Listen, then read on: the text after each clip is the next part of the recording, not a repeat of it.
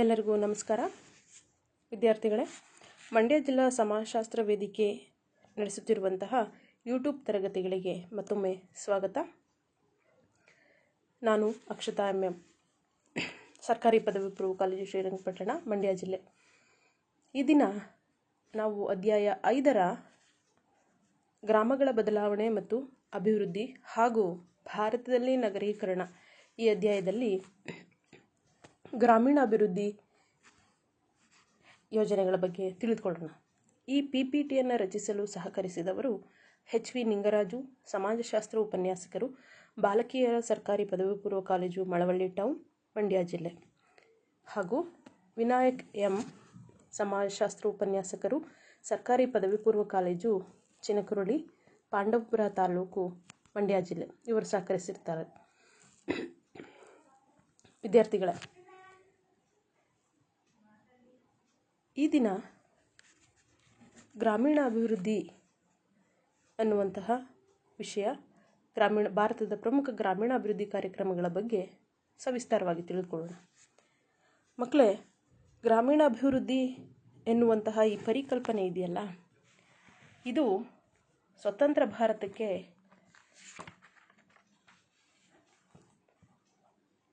ಒಂದು ರೀತಿ ಹೊಸ ಪರಿಕಲ್ಪನೆ. ಬ್ರಿಟಿಷರು ಬರೋದಕ್ಕೂ ಮೊದಲು ಸ್ವಾಯತ್ತವಾಗಿದ್ದಂತಹ, ಸಂಪೂರ್ಣ ಸ್ವತಂತ್ರವಾಗಿ ಇದ್ದಂತಹ ಗ್ರಾಮಗಳು ಆನಂತರ ನಾಶ ಆಗಲಿಕ್ಕೆ ಶುರುವಾಯಿತು ಅಂತೇಳಿ ನಾವು ಇತಿಹಾಸದಲ್ಲಿ ಮತ್ತು ಸಾಮಾಜಿಕ ವಿಜ್ಞಾನಿಗಳು ಹೇಳ್ತಾರೆ. ಅಲ್ಲಿನ ಗುಡಿ ಕೈಗಾರಿಕೆಗಳ ನಾಶ ಗ್ರಾಮಗಳ ಅಭಿವೃದ್ಧಿಯನ್ನು ಮರೀಚಿಕೆಯಾಗಿ ಮಾಡ್ತು ಅಂತೇಳಿ ಹೇಳ್ತಾರೆ. ಇರಲಿ, ಬ್ರಿಟಿಷರಿಂದ ಸ್ವತಂತ್ರ ಆದ ನಂತರ ಭಾರತದಲ್ಲಿ ಗ್ರಾಮೀಣಾಭಿವೃದ್ಧಿ ಕಾರ್ಯಕ್ರಮಗಳು ಏನಿದೆ ಅದು ಆರಂಭ ಆಯಿತು ಅಂತೇಳಿ ಹೇಳ್ಬೋದು. ಅಂದರೆ ಸರ್ಕಾರಿ ಯೋಜನೆಗಳ ಮೂಲಕ ಗ್ರಾಮೀಣಾಭಿವೃದ್ಧಿ ಆರಂಭ ಆಯಿತು ಅಂತೇಳಿ ಹೇಳ್ಬೋದು. ಗ್ರಾಮೀಣಾಭಿವೃದ್ಧಿ ಕಾರ್ಯಕ್ರಮಗಳು ಏಕೆ ಅನಿವಾರ್ಯ, ಏಕೆ ಬೇಕು ಅನ್ನೋದು ಪ್ರಮುಖವಾಗಿ ಬರುವಂತಹ ಪ್ರಶ್ನೆ. ವಿದ್ಯಾರ್ಥಿಗಳೇ, ಭಾರತ ಹಳ್ಳಿಗಳ ದೇಶ. ಹಳ್ಳಿಗಳನ್ನು ಹೊರತುಪಡಿಸಿದಂತಹ ಭಾರತವನ್ನು ಕಲ್ಪಿಸಿಕೊಳ್ಳುವುದು ಸಹ ಅಸಾಧ್ಯವೇ ಸರಿ. ಭಾರತದ ಅಭಿವೃದ್ಧಿ ಅಂತ ಅಂದರೆ ಅದು ಹಳ್ಳಿಗಳ ಅಭಿವೃದ್ಧಿಯೇ ಆಗಿರುತ್ತೆ. ಭಾರತದ ಅಭಿವೃದ್ಧಿ ಸೂಚ್ಯಂಕವನ್ನು ನಾವು ಗಮನಿಸೋದಾದರೆ ಇಲ್ಲಿನ ಗ್ರಾಮಗಳ ಅಭಿವೃದ್ಧಿ, ಇಲ್ಲಿನ ಮಹಿಳೆಯರ ಸ್ಥಿತಿಗತಿಯನ್ನು ಗಮನಿಸಬೇಕು ಅಂತೇಳಿ ಸಾಮಾಜಿಕ ವಿಜ್ಞಾನಿಗಳು ಹೇಳ್ತಾರೆ. ಇಂತಹ ಗ್ರಾಮೀಣ ಅಭಿವೃದ್ಧಿ ಎನ್ನುವಂತಹದ್ದು ಇವತ್ತು ಪ್ರಮುಖ ವಿಷಯವಾಗಿ ಚರ್ಚೆಗೆ ಬರ್ತಾ ಇರುವಂತಹದ್ದು. ಮೊದಲಿಗೆ ಈ ಗ್ರಾಮೀಣಾಭಿವೃದ್ಧಿ ಪರಿಕಲ್ಪನೆ ಎಲ್ಲಿಂದ ಬಂತು ಭಾರತಕ್ಕೆ ಅಂತ ಬಂದಾಗ 1959ರಲ್ಲಿ ಅವತ್ತಿನ ಪೂರ್ವ ಪಾಕಿಸ್ತಾನ ಅಂತ ಏನಿತ್ತು, ಇವತ್ತು ಬಾಂಗ್ಲಾದೇಶ ಅಂತ ನಾವೇನು ಕರಿತೀವಿ, ಅಲ್ಲಿ ಕೊಮಿಲ್ಲಾ ಮಾಡೆಲ್ ಅಂತೇಳಿ, ಕೊಮಿಲ್ಲಾ ಅನ್ನುವಂತಹ ಹಳ್ಳಿಯಲ್ಲಿ ಅಖ್ತರ್ ಹಮೀದ್ ಖಾನ್ ಅನ್ನುವಂಥವರು ಆರಂಭಿಸ್ತಾರೆ. ಗ್ರಾಮೀಣಾಭಿವೃದ್ಧಿಯನ್ನು ಆ ಕಾನ್ಸೆಪ್ಟನ್ನು ಆರಂಭಿಸ್ತಾರೆ. ಅಲ್ಲಿ ಅಖ್ತರ್ ಹಮೀದ್ ಖಾನ್ ಅನ್ನುವಂಥವರು ಕೊಮಿಲ್ಲಾದಲ್ಲಿ ಆರಂಭಿಸ್ತಾರೆ. ಅದನ್ನು ಕೊಮಿಲ್ಲಾ ಮಾಡೆಲ್ ಅಂತೇಳಿ ಕರೀತಾರೆ. ಆನಂತರ ಪಾಕಿಸ್ತಾನ, ಬಾಂಗ್ಲಾದೇಶ ಬೇರೆ ಬೇರೆ ಆದ ನಂತರ ಬಾಂಗ್ಲಾದೇಶದಲ್ಲಿ ಗ್ರಾಮೀಣಾಭಿವೃದ್ಧಿ ಅಕಾಡೆಮಿ 1971ರಲ್ಲಿ ಅದನ್ನು ಅಕಾಡೆಮಿಯಾಗಿ ಬದಲಾಯಿಸ್ತಾರೆ. ಗ್ರಾಮೀಣಾಭಿವೃದ್ಧಿ ಒಂದು ಸ್ಪಷ್ಟ ರೂಪವನ್ನು ಕೊಡ್ತಾರೆ. ಇಲ್ಲಿಂದ ನಾವು ಭಾರತಕ್ಕೆ ಈ ಗ್ರಾಮೀಣಾಭಿವೃದ್ಧಿ ಅಭಿವೃದ್ಧಿ ಅನ್ನುವಂಥ ಪರಿಕಲ್ಪನೆಯನ್ನು ನಾವು ನೋಡ್ಬೋದು. ಇನ್ನು ಗ್ರಾಮೀಣಾಭಿವೃದ್ಧಿ ಅನ್ನುವಂತಹದ್ದು ಸಾಂಪ್ರದಾಯಿಕವಾಗಿ ನಾವು ನೋಡೋದಾದರೆ ಭೂಮಾಲೀಕರಿಂದ ಆಗುವ ಶೋಷಣೆಯನ್ನು ತಪ್ಪಿಸುವಂತಹದ್ದು, ನೈಸರ್ಗಿಕ ಸಂಪನ್ಮೂಲಗಳಾದಂತಹ ಕೃಷಿ, ಅರಣ್ಯಗಳ ಸಮಾನ ಹಂಚಿಕೆ, ಜೊತೆಗೆ ಇಂದಿನ ಜಾಗತಿಕ ಉತ್ಪಾದನಾ ಜಾಲದ ಜೊತೆಗೆ ಜೋಡಿಸುವಂತಹದ್ದು, ಬೆಳೆಯುತ್ತಿರುವ ನಗರೀಕರಣದಿಂದ ಗ್ರಾಮಗಳ ಲಕ್ಷಣಗಳಲ್ಲಾಗಿರುವ ಬದಲಾವಣೆಗಳಿಗೆ ತಕ್ಕಂತೆ ಬದಲಿಸುವುದು ಸಹ ಗ್ರಾಮೀಣಾಭಿವೃದ್ಧಿಯೇ ಆಗುತ್ತೆ. ಉದಾಹರಣೆಗೆ ಪ್ರವಾಸೋದ್ಯಮ, ಮಾರುಕಟ್ಟೆ ಆಧಾರಿತ ಕೈಗಾರಿಕೆಗಳು, ಇವುಗಳನ್ನು ನಾವು ಗಮನಿಸ್ಬೋದು. ಗ್ರಾಮೀಣ ಅಭಿವೃದ್ಧಿ ಅಂದರೆ ಕೇವಲ ಕೃಷಿ ಅಭಿವೃದ್ಧಿ ಅಂತೇಳಿ ಕೆಲವರು ಹೇಳ್ತಾರೆ. ಖಂಡಿತವಾಗ್ಲೂ ಅಲ್ಲ. ಗ್ರಾಮೀಣಾಭಿವೃದ್ಧಿ ಅಂದರೆ ಕೃಷಿಯನ್ನು ಒಳಗೊಂಡಂತೆ ಕೃಷಿ ಸಂಬಂಧಿತ ಉದ್ದಿಮೆಗಳನ್ನು ಆರಂಭಿಸುವಂತಹದ್ದು, ಅಥವಾ ಆ ಗ್ರಾಮಗಳಲ್ಲಿ ಇರುವಂತಹ ಸಂಪನ್ಮೂಲಗಳನ್ನು ಬಳಸಿಕೊಂಡು ಉದ್ದಿಮೆಗಳನ್ನು ಅಭಿವೃದ್ಧಿಪಡಿಸುವಂತಹದ್ದು, ಗ್ರಾಮೀಣ ಶಿಕ್ಷಣಕ್ಕೆ ಒತ್ತನ್ನು ನೀಡುವಂತಹದ್ದು, ಉದ್ದಿಮೆತನ, ಗ್ರಾಮೀಣ ಜನರಲ್ಲಿ ಕೈಗಾರಿಕೆಗಳನ್ನು ನಡೆಸುವುದಕ್ಕೆ ಸಶಕ್ತರನ್ನಾಗಿಸುವಂತಹದ್ದು, ಗ್ರಾಮಗಳಿಗೆ ಮೂಲಭೂತ ಸೌಲಭ್ಯಗಳನ್ನು ಒದಗಿಸುವಂತಹದ್ದು, ಜೊತೆಗೆ ಸಾಮಾಜಿಕ ಸೌಲಭ್ಯಗಳನ್ನು ಸಹ ಒದಗಿಸೋದು ಗ್ರಾಮೀಣಾಭಿವೃದ್ಧಿಯ ಪ್ರಮುಖ ಉದ್ದೇಶ ಆಗಿರುತ್ತೆ. ಇಂತಹ ಗ್ರಾಮೀಣಾಭಿವೃದ್ಧಿ ಅಂದರೆ ಏನು ಅಂತ ನಾವು ನೋಡಿದಾಗ, ಗ್ರಾಮೀಣ ಜನರ ಜೀವನ ಮಟ್ಟ ಸುಧಾರಣೆ ಮತ್ತು ಗ್ರಾಮೀಣ ಬಡವರ ಆರ್ಥಿಕ ಮತ್ತು ಸಾಮಾಜಿಕ ಜೀವನವನ್ನು ಸುಧಾರಿಸುವಂತಹ ಒಂದು ಪ್ರಕ್ರಿಯೆ ಅಂತೇಳಿ ನಾವು ಹೇಳ್ತೀವಿ. ವರ್ಲ್ಡ್ ಬ್ಯಾಂಕ್ ಹೇಳುತ್ತೆ, ವಿಶ್ವ ಬ್ಯಾಂಕ್ ಹೇಳುತ್ತೆ, ನಿರ್ದಿಷ್ಟ ಗ್ರಾಮೀಣ ಜನರ ಆರ್ಥಿಕ ಮತ್ತು ಸಾಮಾಜಿಕ ಜೀವನವನ್ನು ಸುಧಾರಿಸಲು ರೂಪಿಸಲಾದಂತಹ ಕಾರ್ಯತಂತ್ರಗಳು, ಟೆಕ್ನಿಕ್ಸ್ ಅಂತೇಳಿ ಹೇಳುತ್ತೆ ವರ್ಲ್ಡ್ ಬ್ಯಾಂಕ್ ಇದನ್ನು. ಈ ಗ್ರಾಮೀಣಾಭಿವೃದ್ಧಿ ಎನ್ನುವಂತಹದ್ದು ಪ್ರಮುಖವಾಗಿ 3 ಅಂಶಗಳನ್ನು ಒಳಗೊಂಡಿರುತ್ತೆ. ಗ್ರಾಮೀಣ ಬಡವರ ಆರ್ಥಿಕ ಮತ್ತು ಸಾಮಾಜಿಕ ಕಲ್ಯಾಣ, ಗ್ರಾಮಗಳ ಸಮಗ್ರ ಅಭಿವೃದ್ಧಿ, ಗ್ರಾಮೀಣ ಜನತೆಯ ಜೀವನ ಮಟ್ಟವನ್ನು ಸುಧಾರಿಸುವಂಥದ್ದು. ಈ 3 ವಿಷಯಗಳನ್ನು ಒಳಗೊಂಡಂಥದ್ದೇ ಗ್ರಾಮೀಣಾಭಿವೃದ್ಧಿ ಅಂತೇಳಿ ನಾವು ಹೇಳ್ಬೋದು. ಇದನ್ನು ನಿಮಗೆ 1 ಅಥವಾ 2 ಅಂಕಗಳಿಗೆ ಕೇಳ್ತಾರೆ, ಗ್ರಾಮೀಣಾಭಿವೃದ್ಧಿ ಅಂದರೆ ಏನು ತಿಳಿಸಿ ಅಂತ ಹೇಳ್ಬಿಟ್ಟು. ಇನ್ನು ಗ್ರಾಮೀಣಾಭಿವೃದ್ಧಿಯ ಉದ್ದೇಶಗಳನ್ನು ನಾವು ನೋಡೋದಾದರೆ, ಪ್ರಮುಖವಾಗಿ ಗ್ರಾಮೀಣ ಜನರ ಉತ್ಪಾದನಾ ಸಾಮರ್ಥ್ಯ ಹೆಚ್ಚಿಸುವುದು ಮತ್ತು ಸಮರ್ಪಕವಾಗಿ ಕೂಲಿ ಸಿಗುವಂತೆ ಮಾಡುವುದು, ಇದು ಅದರ ಮೊದಲ ಉದ್ದೇಶ ಆಗಿರುತ್ತೆ. ಎರಡನೆಯ ಉದ್ದೇಶ ಉದ್ಯೋಗ ಭರವಸೆ ಮತ್ತು ತ್ವರಿತ ಉದ್ಯೋಗಾವಕಾಶಗಳ ಹೆಚ್ಚಳ. ಮೂರನೆಯ ಅಂಶ ನಿರುದ್ಯೋಗ ಸ್ಥಿತಿಯನ್ನು ತೊಡೆದುಹಾಕುವಂತಹದ್ದು. 4ನೇ ಅಂಶ ಜೀವನ ಮಟ್ಟವನ್ನು ಸುಧಾರಿಸುವುದು. ಹಾಗೆಯೇ 5ನೇ ಅಂಶ ಮೂಲಭೂತ ಸೌಕರ್ಯಗಳನ್ನು ಒದಗಿಸುವಂತಹದ್ದು. ಇದು ಬಹಳ ಮುಖ್ಯವಾದಂತಹ ಉದ್ದೇಶ. ಇನ್ನು ಯಾವುದೇ ಗ್ರಾಮೀಣಾಭಿವೃದ್ಧಿ ಯೋಜನೆಯನ್ನು ತೆಗೆದುಕೊಳ್ಳಿ ಭಾರತದಲ್ಲಿ, ಆ ಎಲ್ಲ ಯೋಜನೆಗಳು ಪ್ರಮುಖವಾಗಿ ಕೆಲವು ಕ್ಷೇತ್ರಗಳನ್ನು ತನ್ನೊಳಗೆ ಸೇರಿಸ್ಕೊಂಡಿರುತ್ತೆ. ಅದರಲ್ಲಿ ಮೊದಲನೇದು ಗ್ರಾಮೀಣ ಶಿಕ್ಷಣ, ಎರಡನೇದು ಸಾಮುದಾಯಿಕ ಆರೋಗ್ಯ ಮತ್ತು ನೈರ್ಮಲ್ಯ, ಮೂರನೆಯದು ಮಹಿಳಾ ಸಬಲೀಕರಣ, 4ನೇ ಅಂಶ ಮೂಲ ಸೌಕರ್ಯಗಳು ಅಥವಾ ಮೂಲಭೂತ ಸೌಕರ್ಯಗಳು, 5ನೇ ಅಂಶ ಕೃಷಿ ವಿಸ್ತರಣೆ ಮತ್ತು ಸಂಶೋಧನೆ, 6ನೇ ಅಂಶ ಸಾಲ ಲಭ್ಯತೆ, 7ನೇ ಅಂಶ ಉದ್ಯೋಗಾವಕಾಶಗಳು. ಈ 7 ಕ್ಷೇತ್ರಗಳು ಬಹಳ ಮುಖ್ಯವಾದಂತಹ ಗ್ರಾಮೀಣಾಭಿವೃದ್ಧಿಯ ಕ್ಷೇತ್ರಗಳು ಅಂತೇಳಿ ಹೇಳ್ಬೋದು. ಇನ್ನು ಗ್ರಾಮೀಣಾಭಿವೃದ್ಧಿಯ ಪ್ರಕಾರಗಳು ಇದಿಷ್ಟು. ನೀವು ಗ್ರಾಮೀಣಾಭಿವೃದ್ಧಿ ಅಂದ್ರೇನು, ಉದ್ದೇಶಗಳು, ಕ್ಷೇತ್ರಗಳು, ಇದನ್ನು ನಿಮಗೆ ಒಮ್ಮೊಮ್ಮೆ ಕೇಳ್ತಾರೆ 5 ಅಂಕಗಳಿಗೆ. ಗ್ರಾಮೀಣಾಭಿವೃದ್ಧಿಯ ಉದ್ದೇಶಗಳನ್ನು ವಿವರಿಸಿ ಅಂತೇಳಿ ನಿಮಗೆ 5 ಅಂಕಗಳಿಗೆ ಕೇಳ್ಬೋದು. ನೆಕ್ಸ್ಟ್ ಮುಂದೆ ನೋಡೋದಾದರೆ ಗ್ರಾಮೀಣ ಅಭಿವೃದ್ಧಿಯ ಕಾರ್ಯಕ್ರಮಗಳು. ಅದರಲ್ಲಿ ಪ್ರಮುಖವಾಗಿ 2 ಪ್ರಕಾರಗಳನ್ನು ನಾವು ಗಮನಿಸ್ತೀವಿ. ಮೊದಲನೇದು ಉತ್ಪಾದನಾ ಆಧಾರಿತ ಕಾರ್ಯಕ್ರಮಗಳು, ಎರಡನೆಯದು ಉತ್ಪಾದನೇತರ ಕಾರ್ಯಕ್ರಮಗಳು ಅಂತ ಹೇಳಿ. ಮೊದಲನೇದು ಉತ್ಪಾದನಾ ಆಧಾರಿತ ಕಾರ್ಯಕ್ರಮಗಳು ಅಂದರೆ ಗ್ರಾಮೀಣ ಜನರ ಉತ್ಪಾದನೆ ಹೆಚ್ಚಿಸುವುದು ಮತ್ತು ಸೇವೆಗಳನ್ನು ನೀಡುವ ಕಾರ್ಯಕ್ರಮಗಳು. ಅಂದರೆ ಸಾಮಾನ್ಯವಾಗಿ ಇಲ್ಲಿ ಕೃಷಿ ಸಂಬಂಧಿತ ಕಾರ್ಯಕ್ರಮಗಳನ್ನು ನಾವು ನೋಡ್ತೀವಿ. ಉದಾಹರಣೆಗೆ ಸಾಲ ನೀಡುವಂತಹದ್ದು, ನೀರಾವರಿ ಸೌಲಭ್ಯಗಳನ್ನು ಒದಗಿಸುವಂತಹದ್ದು, ರಸಗೊಬ್ಬರಗಳಿಗೆ ಸಬ್ಸಿಡಿ ನೀಡುವಂತಹದ್ದು, ಇವುಗಳನ್ನು ನಾವು ಇಲ್ಲಿ ಕಾಣ್ಬೋದು. ಇಲ್ಲಿ ಬರುವಂತಹ ಪ್ರಮುಖ ಕಾರ್ಯಕ್ರಮಗಳೆಂದರೆ ಭೂ ಸುಧಾರಣೆ, ಪಂಚಾಯತ್ ರಾಜ್ ವ್ಯವಸ್ಥೆ, ಸಮುದಾಯ ಅಭಿವೃದ್ಧಿ ಯೋಜನೆ, ಸಮಗ್ರ ಅಭಿವೃದ್ಧಿ ಯೋಜನೆ IRDP ಮತ್ತು CDP, ಮಹಾತ್ಮ ಗಾಂಧಿ ನರೇಗಾ ಯೋಜನೆ, MGNREGA ಅಂತೇಳಿ ಇತ್ಯಾದಿ. ಇನ್ನು ಎರಡನೆಯ ಕಾರ್ಯಕ್ರಮ ಉತ್ಪಾದನೇತರ ಕಾರ್ಯಕ್ರಮಗಳು. ಈ ಉತ್ಪಾದನೇತರ ಕಾರ್ಯಕ್ರಮಗಳು ಮುಖ್ಯವಾಗಿ ಗ್ರಾಮೀಣ ಜನರ ಜೀವನ ಮಟ್ಟವನ್ನು ಉತ್ತಮಗೊಳಿಸುವಂತಹ ಉದ್ದೇಶ ಹೊಂದಿರ್ತವೆ. ಉದಾಹರಣೆಗೆ ಬಡತನ ನಿರ್ಮೂಲನಾ ಕಾರ್ಯಕ್ರಮಗಳು, ಸ್ವಉದ್ಯೋಗ ಕಾರ್ಯಕ್ರಮಗಳು ಮತ್ತು ತರಬೇತಿ ಕಾರ್ಯಕ್ರಮಗಳು, ಸಾಮಾಜಿಕ ಅನಿಷ್ಟಗಳ ನಿವಾರಣಾ ಕಾರ್ಯಕ್ರಮಗಳು, ಸಾಮುದಾಯಿಕ ಭಾಗವಹಿಸುವಿಕೆಯ ಕಾರ್ಯಕ್ರಮಗಳನ್ನು ನಾವು ಇಲ್ಲಿ ನೋಡ್ತೀವಿ. ಇದಕ್ಕೆ ಉದಾಹರಣೆಯನ್ನು ಕೊಡ್ಬೋದು ಅಂದರೆ 20 ಅಂಶಗಳ ಕಾರ್ಯಕ್ರಮ, 20 ಪಾಯಿಂಟ್ಸ್ ಅಂತೇಳಿ ನಾವು ನೀವು ಅರ್ಥಶಾಸ್ತ್ರದಲ್ಲಿ ಓದಿರ್ತೀರ. 20 ಅಂಶಗಳ ಕಾರ್ಯಕ್ರಮ ಇರ್ಬೋದು, ಮರುಭೂಮಿ ಅಭಿವೃದ್ಧಿ ಯೋಜನೆ ಇರ್ಬೋದು, ಬುಡಕಟ್ಟು ಅಭಿವೃದ್ಧಿ ಯೋಜನೆ ಇರ್ಬೋದು, ಕೂಲಿಗಾಗಿ ಕಾಳು ಯೋಜನೆ, ಗ್ರಾಮೀಣ ಉದ್ಯೋಗ ಯೋಜನೆ, ಇವುಗಳನ್ನು ನಾವು ಪ್ರಮುಖವಾಗಿ ಗಮನಿಸ್ತೀವಿ. ಇಷ್ಟೆಲ್ಲ ಯೋಜನೆಗಳಲ್ಲಿ ಪ್ರಮುಖವಾದ ಕೆಲವು ಗ್ರಾಮೀಣ ಅಭಿವೃದ್ಧಿ ಕಾರ್ಯಕ್ರಮಗಳನ್ನು ನಿಮಗೆ ಇಲ್ಲಿ ಇಟ್ಟಿದ್ದಾರೆ. ಅದರಲ್ಲಿ ಮೊದಲನೆಯದು ಭೂ ಸುಧಾರಣೆ. ಭೂ ಸುಧಾರಣೆ ಇಂಗ್ಲಿಷ್ನಲ್ಲಿ ಲ್ಯಾಂಡ್ ರಿಫಾರ್ಮ್ಸ್ ಅಂತೇಳಿ ಕರೀತಾರೆ. ಭಾರತ ಸ್ವತಂತ್ರ ಆದ ನಂತರ ಪ್ರಮುಖವಾಗಿ ಬಂದಂತಹ ಗ್ರಾಮೀಣಾಭಿವೃದ್ಧಿ ಕಾರ್ಯಕ್ರಮ ಎಂದರೆ ಅದು ಭೂ ಸುಧಾರಣೆ ಅಂತೇಳಿ ಹೇಳ್ಬೋದು. ಏನು ಭಾರತ ಸ್ವತಂತ್ರ ಆಗಿ 1950ರಲ್ಲಿ ಮೊದಲ ಪಂಚವಾರ್ಷಿಕ ಯೋಜನೆ ಶುರುವಾಯಿತು. ಅಲ್ಲಿಂದ ಭೂ ಸುಧಾರಣಾ ಕಾರ್ಯಕ್ರಮಗಳನ್ನು ನಾವು ಗಮನಿಸ್ತೀವಿ. ಈ ಭೂ ಸುಧಾರಣಾ ಕಾರ್ಯಕ್ರಮ ಏನಿದೆ ಅದರ ಮೂಲ ತತ್ವ ಭೂ ಸುಧಾರಣೆ ಅಂತ ಅಂದರೆ ಏನು ಅನ್ನೋದಾದರೆ, ಉಳುವವನೇ ಭೂಮಿಯ ಒಡೆಯ ಅಥವಾ ಭೂರಹಿತರಿಗೆ ಭೂಮಿ ಎಂಬುದು ಈ ಒಂದು ಕಾರ್ಯಕ್ರಮದ ಮುಖ್ಯ ಘೋಷಣೆ ಅಥವಾ ತತ್ವ ಆಗಿತ್ತು. ಪ್ರಮುಖವಾಗಿ ಭೂ ಸುಧಾರಣೆಯ ಉದ್ದೇಶಗಳನ್ನು ನಾವು ಗಮನಿಸೋದಾದರೆ, ವಿದ್ಯಾರ್ಥಿಗಳು ಗಮನಿಸಿ, ಕೆಲವೊಮ್ಮೆ ಕೇಳ್ತಾರೆ ಪ್ರಶ್ನೆನ, ಭೂ ಸುಧಾರಣೆಯ ಬಗ್ಗೆ ಟಿಪ್ಪಣಿ ಬರೆಯಿರಿ ಅಥವಾ ಭೂ ಸುಧಾರಣೆಯ 2 ಉದ್ದೇಶಗಳನ್ನು ತಿಳಿಸಿ, ಅಥವಾ 5 ಅಂಕಕ್ಕೆ ಕೇಳ್ಬೋದು ಭೂ ಸುಧಾರಣೆಯ ಉದ್ದೇಶಗಳನ್ನು ವಿವರಿಸಿ ಅಂತೇಳಿ 5 ಅಂಕಗಳಿಗೆ ಕೇಳ್ಬೋದು. ಹಾಗಾಗಿ ನಾನು ಇಲ್ಲಿ ವಿಸ್ತಾರವಾಗಿ ನಿಮಗೆ ಹೇಳ್ತಾ ಹೋಗ್ತೀನಿ. ಭೂ ಸುಧಾರಣೆಯ ಉದ್ದೇಶಗಳನ್ನು ನಾವು ಬಂದಾಗ ಪ್ರಮುಖವಾಗಿ 6 ಉದ್ದೇಶಗಳನ್ನು ನಾವು ಗುರುತಿಸ್ತೀವಿ. ಮೊದಲನೇದು ಮಧ್ಯವರ್ತಿಗಳ ನಿವಾರಣೆ. ಭಾರತ ಸ್ವತಂತ್ರ ಆಗೋಕ್ಕೂ ಮೊದಲು ಬ್ರಿಟಿಷರು ಭಾರತವನ್ನು ಆಳ್ತಾ ಇದ್ದಾಗ ಭಾರತದ ವಿಭಿನ್ನ ಭಾಗಗಳಲ್ಲಿ ವಿಭಿನ್ನವಾದಂತಹ ಜಮೀನ್ದಾರಿ ಪದ್ಧತಿಗಳಿತ್ತು, ಅಂದರೆ ಭೂಮಾಲೀಕತ್ವದ ಪದ್ಧತಿಗಳಿತ್ತು.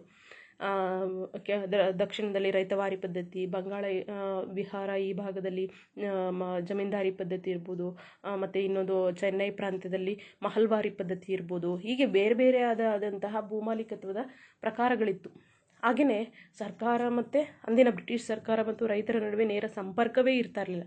ಅವರು ಎಷ್ಟೋ ಕಂದಾಯವನ್ನು ನಿರ್ಧಾರವನ್ನು ಮಾಡ್ತಾಯಿದ್ರು. ಬ್ರಿಟಿಷರು ಜಮೀನ್ದಾರರು ಅದನ್ನು ಮೊದಲನೇ ಪಾವತಿಸಿ ಅನಂತರ ರೈತರಿಂದ ತಮಗೆ ಬೇಕಾದಷ್ಟು ವಸೂಲಿಯನ್ನು ಮಾಡ್ತಾಯಿದ್ರು. ಹಾಗಾಗಿ ರೈತರ ಶೋಷಣೆಯೂ ಆಗ್ತಾಯಿತ್ತು ಮತ್ತು ಜಮೀನು ಸಹ ಅವರ ಹೆಸರಲ್ಲಿ ಇರ್ತಾ ಇರಲಿಲ್ಲ. ಹೀಗೆ ಎಲ್ಲ ಹಂತಗಳಲ್ಲೂ ಸಹ ಮಧ್ಯವರ್ತಿಗಳ ಹಾವಳಿ ಜಾಸ್ತಿ ಇತ್ತು. ಇಂತಹ ಮಧ್ಯವರ್ತಿಗಳನ್ನು ನಿವಾರಣೆ ಮಾಡಬೇಕು, ಒಂದೇ ರೀತಿಯಾದ ಭೂಮಾಲೀಕತ್ವ ಇರಬೇಕು ಅಂತೇಳಿ ಭೂ ಸುಧಾರಣೆಯನ್ನು ತರ್ತಾರೆ. ಹಾಗಾಗಿ ಮೊದಲನೇ ಉದ್ದೇಶ ಮಧ್ಯವರ್ತಿಗಳ ನಿವಾರಣೆ ಅಂತೇಳಿ ಹೇಳ್ಬೋದು. ಎರಡನೇದು ಗೇಣಿ ಸುಧಾರಣೆ.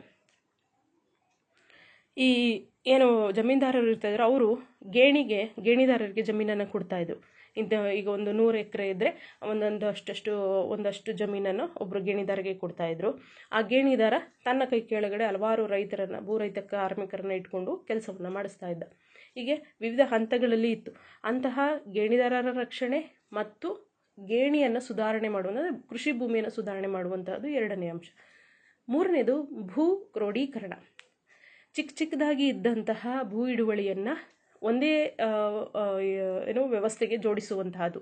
ಈಗ ಎಲ್ಲೋ ಒಂದು ಕಡೆ ಒಂದಷ್ಟು ಜಮೀನು ಇರ್ತಿತ್ತು, ಇನ್ನೊಂದು ಕಡೆ ಇನ್ನೊಂದಷ್ಟು ಜಮೀನು ಇರ್ತಿತ್ತು. ಅಲ್ಲಿ ಬೇರೆ ಬೇರೆ ಕಡೆ ಜಮೀನನ್ನು ಉಳುಮೆ ಮಾಡಲಿಕ್ಕೆ ಕಷ್ಟ ಆಗ್ತಾಯಿತ್ತು.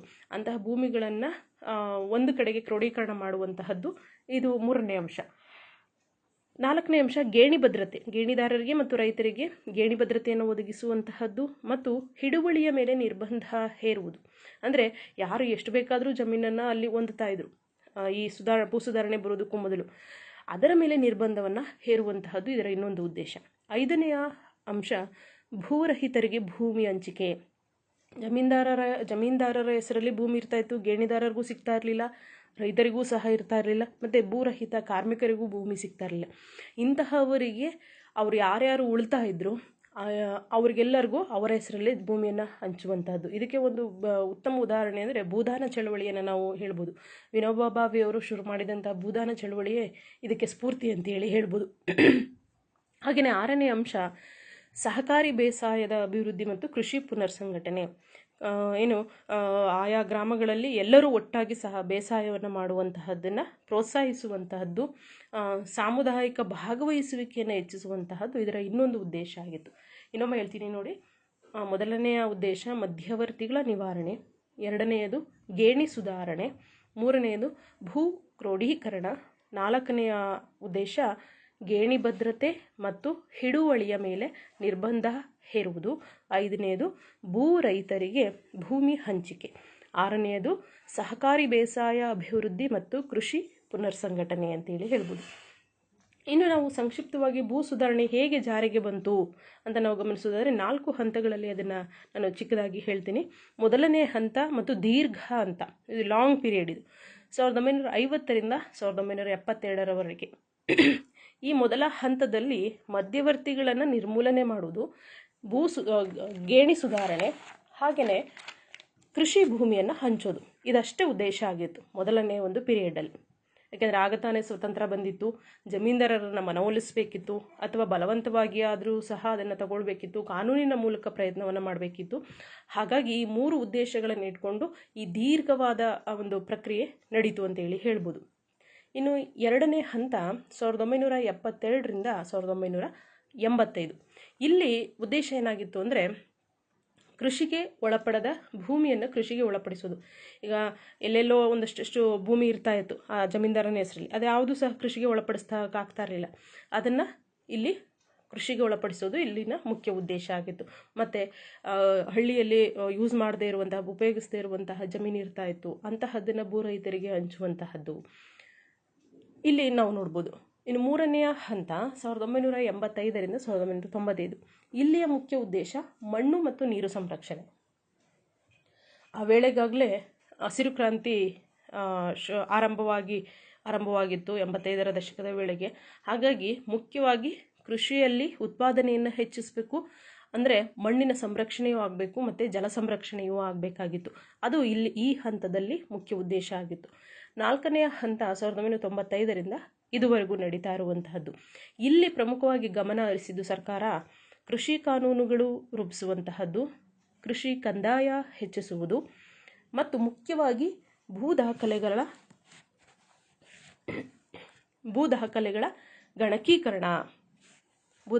ಗಣಕೀಕರಣ ಇಲ್ಲಿನ ಪ್ರಮುಖ ಉದ್ದೇಶ ಆಗಿತ್ತು. ನೋಡಿ, ಇಲ್ಲಿ ನೀವು ಗಮನಿಸ್ತಾ ಇದ್ದೀರಾ, ಭೂ ಸುಧಾರಣೆ ಉದ್ದೇಶಗಳನ್ನು ನಾನು ಹೇಳಿದೆ. ಇಲ್ಲಿ 4 ಅಂಶಗಳಿದೆ, ಅದರ ಜೊತೆಗೆ ಇನ್ನೂ 2 ಅಂಶಗಳನ್ನು ನಾನು ಹೇಳಿದ್ದೀನಿ. ನೀವು ಇಲ್ಲಿ ಗಮನಿಸ್ಬೋದು, ಹಂತಗಳನ್ನು ನಾವು ಹೇಳಿದಲ್ಲ, ಅಲ್ಲಿ ಪ್ರತಿ ಹಂತದಲ್ಲೂ ಸಹ ಭೂ ಸುಧಾರಣೆಯ ಉದ್ದೇಶಗಳು ಬದಲಾಗ್ತಾ ಹೋಗುತ್ತೆ. ಭಾರತದ ಅಭಿವೃದ್ಧಿ ಬದಲಾದ ಹಾಗೆ, ಅದರ ದಿಕ್ಕು ಬದಲಾದ ಹಾಗೆ, ತಂತ್ರಜ್ಞಾನದ ಬಳಕೆ ಜಾಸ್ತಿ ಆದ ಹಾಗೆ, ಕೃಷಿಯಲ್ಲೂ ಸಹ ಪ್ರಯೋಗಗಳು ಶುರುವಾದ ಹಾಗೆ ಭೂ ಸುಧಾರಣೆಯ ಉದ್ದೇಶಗಳು ಸಹ ಬದಲಾಗ್ತಾ ಹೋಗಿದೆ. ಇವತ್ತು ನಾವು ಕೃಷಿಯಲ್ಲಿ ಭೂ ದಾಖಲೆಗಳನ್ನು, ಅಂದರೆ ಪಹಣಿ ಇರ್ಬೋದು ಅಥವಾ ಭೂಮಿಗೆ ಸಂಬಂಧಪಟ್ಟಂತಹ, ಆಸ್ತಿಗೆ ಸಂಬಂಧಪಟ್ಟಂತಹ ಅಥವಾ ಜಮೀನಿಗೆ ಸಂಬಂಧಪಟ್ಟಂತಹ ದಾಖಲೆಗಳನ್ನು ನಾವು ಇವತ್ತು ಕಂಪ್ಯೂಟರೀಕರಣವನ್ನು ಮಾಡ್ತಾ ಇದ್ದೀವಿ.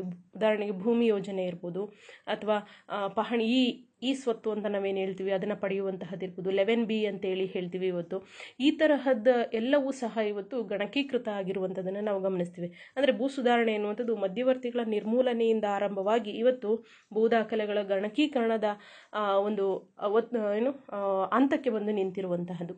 ಇನ್ನು ಪ್ರಮುಖವಾಗಿ ಭೂ ಸುಧಾರಣೆಯ ಪ್ರಮುಖ 2 ಗುರಿಗಳನ್ನು ನಾವು ಗಮನಿಸಬೇಕಾಗತ್ತೆ. ಇಲ್ಲಿ ಒಂದು, ಕೃಷಿ ಉತ್ಪಾದನೆಗೆ ಸಂಬಂಧಿಸಿದಂತೆ ಈಗಾಗಲೇ ಇದ್ದ ಸಮಸ್ಯೆಗಳ ನಿವಾರಣೆ. ನಾನು ಈಗಾಗಲೇ ಹೇಳಿದ್ನಲ್ಲ, ಮಧ್ಯವರ್ತಿಗಳ ನಿವಾರಣೆ, ಗೇಣಿ ಭದ್ರತೆ, ಗೇಣಿದಾರರ ರಕ್ಷಣೆ, ಭೂ ಹಿಡುವಳಿಗಳ ನಿರ್ಬಂಧ, ಇವೆಲ್ಲವೂ ಸಹ ಕೃಷಿಗೆ ಸಂಬಂಧಿಸಿದಂಥ ಸಮಸ್ಯೆಗಳು. ಅವುಗಳನ್ನು ಒಂದು ಸಾಧ್ಯವಾದಷ್ಟು ನಿವಾರಣೆಯನ್ನು ಆಗಿರುವುದನ್ನು ನಾವು ಗಮನಿಸ್ತೀವಿ. 2ನೇ ಅಂಶವನ್ನು ನಾನು ಹೇಳ್ತೀನಿ ನೋಡಿ, ಅದು ಬಹಳ ಮುಖ್ಯವಾಗಿ ಆಗಬೇಕಾಗಿರೋದು ಕೃಷಿ ಕ್ಷೇತ್ರದಲ್ಲಿದ್ದ ಎಲ್ಲ ಶೋಷಣೆಗಳನ್ನು ನಿವಾರಿಸುವುದು. ಕೃಷಿ ಕ್ಷೇತ್ರದಲ್ಲಿ ಜಮೀನ್ದಾರರಿಂದ ಇರ್ಬೋದು ಅಥವಾ ಗೇಣಿದಾರರಿಂದ ಆಗ್ತಾ ಇದ್ದಂಥ ಶೋಷಣೆಗಳನ್ನು ನಿವಾರಿಸುವಂತಹದ್ದು ಮತ್ತು ಸಾಮಾಜಿಕ ನ್ಯಾಯ ಒದಗಿಸುವುದು. ಇಲ್ಲಿ ಜಮೀನ್ದಾರರು ಅಥವಾ ಗೇಣಿದಾರರು ಬರೋದೇ ಇಲ್ಲ, ಸಮಾನವಾಗಿ ಎಲ್ಲರಿಗೂ ನ್ಯಾಯ ಒದಗಿಸುವಂತಹದ್ದು ಮತ್ತು ಎಲ್ಲರಿಗೂ ಸಮಾನ ಸ್ಥಾನಮಾನ ಮತ್ತು ಅವಕಾಶಗಳ ಭರವಸೆಯನ್ನು ನೀಡುವಂತಹದ್ದು. ಇದು ಬಹಳ ಪ್ರಮುಖವಾದಂತಹ ಗುರಿ. ಇದಿನ್ನೂ ಸಾಧಿತ ಆಗಬೇಕು ಅನ್ನೋದು ಎಲ್ಲರ ಅಭಿಪ್ರಾಯ. ಇನ್ನು ಭೂ ಸುಧಾರಣೆಗೆ ಪ್ರಮುಖವಾಗಿ 2 ಆಯಾಮಗಳನ್ನು ನಾವು ಗಮನಿಸ್ತೀವಿ. ತಾಂತ್ರಿಕ ಅಂಶಗಳು ಮತ್ತು ಸಾಂಸ್ಥಿಕ ಸುಧಾರಣೆ.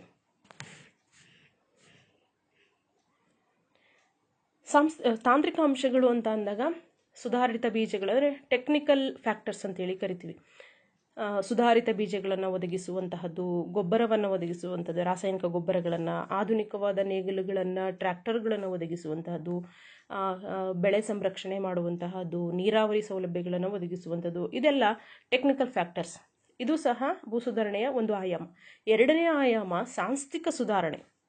ಇಲ್ಲಿ ಭೂಮಿಯನ್ನು ಭೂ ರೈತರಿಗೆ ಪುನರ್ವಿತರಣೆ ಮಾಡುವಂತಹದ್ದು, ಗೇಣಿದಾರರನ್ನು ರಕ್ಷಣೆ ಮಾಡುವಂತಹದ್ದು, ಹಿಡುವಳಿಗಳ ಗಾತ್ರದ ಸುಧಾರಣೆ ಮಾಡುವಂಥದ್ದು ಮತ್ತು ಗ್ರಾಮೀಣ ಯುವಕರು ಕೃಷಿಯಲ್ಲಿ ಸಕ್ರಿಯವಾಗಿ ಭಾಗವಹಿಸಲು ಉತ್ತೇಜನವನ್ನು ನೀಡುವಂತಹದ್ದು ಭೂ ಸುಧಾರಣೆಯ ಇನ್ನೊಂದು ಆಯಾಮ ಅಂತೇಳಿ ಹೇಳ್ಬೋದು.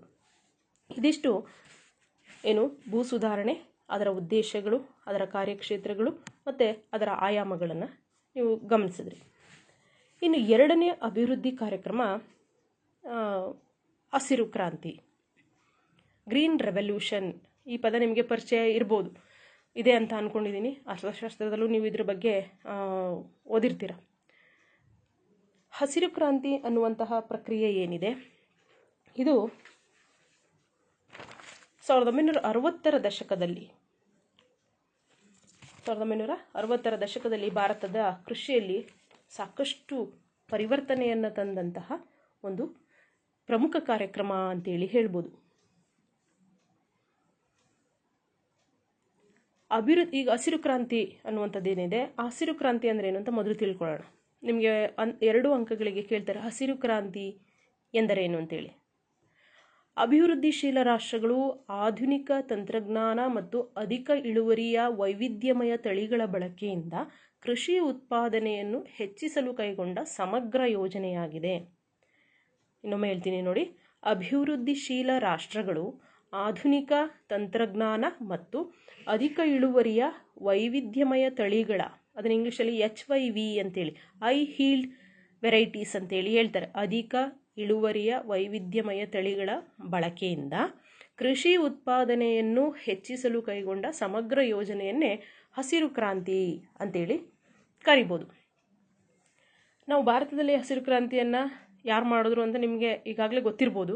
ಆದರೆ ಮುಖ್ಯವಾಗಿ ಅಂತಾರಾಷ್ಟ್ರೀಯ ಮಟ್ಟವನ್ನು ನಾವು ಗಮನಿಸಿದಾಗ ಹಸಿರು ಕ್ರಾಂತಿಯ ಜನಕ ಯಾರಪ್ಪ ಅಂದರೆ ನಾರ್ಮನ್ ಅರ್ನೆಸ್ಟ್ ಬೋರ್ಲಾಗ್ ಅಂತೇಳಿ, ಅಮೇರಿಕಾದವರು ಇವರು.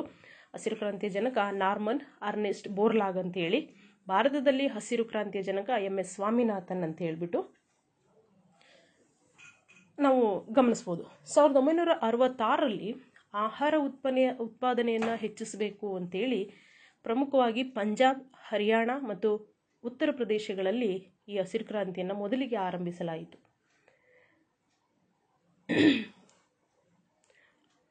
ಹಸಿರು ಕ್ರಾಂತಿಯ ಪ್ರಮುಖ ಉದ್ದೇಶ 2.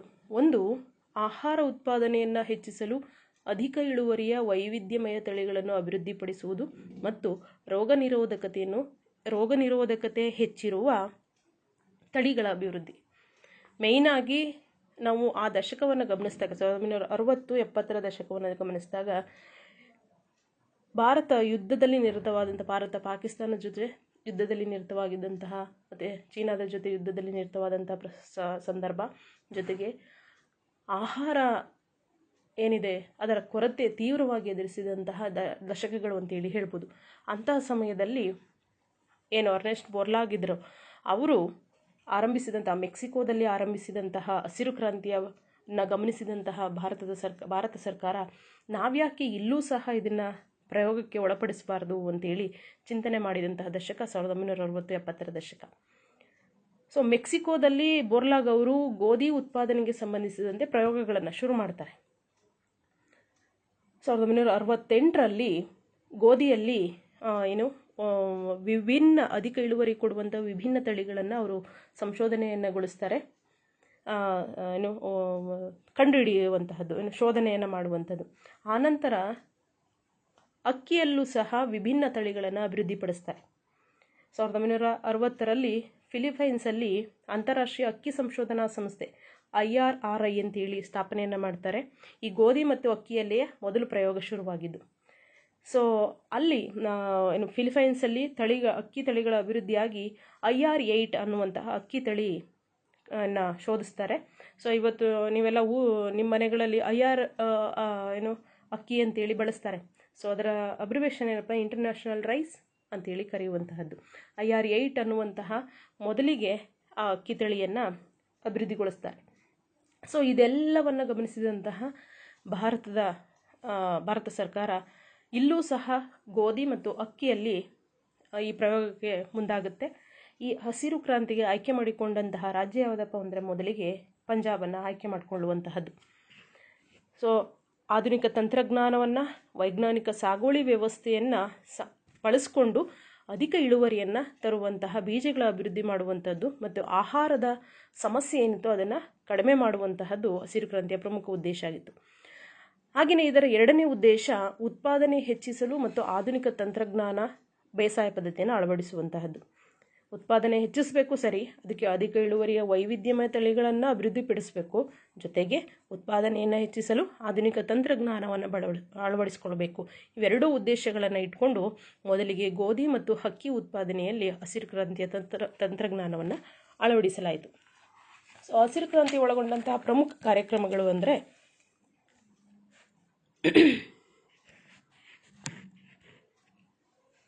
ಅಧಿಕ ಇಳುವರಿಯ ವಿವಿಧ ತಳಿಗಳ ಅಭಿವೃದ್ಧಿ. ನಿಮಗೆ ಕೇಳ್ತಾರೆ ಹಸಿರು ಕ್ರಾಂತಿಯ 2 ಉದ್ದೇಶಗಳನ್ನು ಬರೀರಿ ಅಂತ ಕೇಳ್ಬೋದು, ಅಥವಾ ಹಸಿರು ಕ್ರಾಂತಿಯ ಬಗ್ಗೆ ಟಿಪ್ಪಣಿಯನ್ನು ಬರೀರಿ, ಹಸಿರು ಕ್ರಾಂತಿ ಎಂದರೇನು ಸಂಕ್ಷಿಪ್ತವಾಗಿ ವಿವರಿಸಿ ಅಂತ 5 ಅಂಕಗಳಿಗೆ ಕೇಳ್ಬೋದು.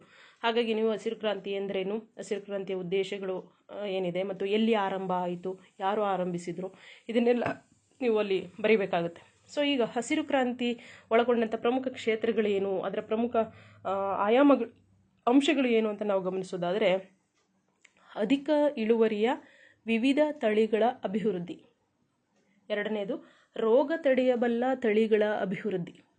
ಮೂರನೇ ಅಂಶ ನೀರಾವರಿ ಸೌಲಭ್ಯಗಳ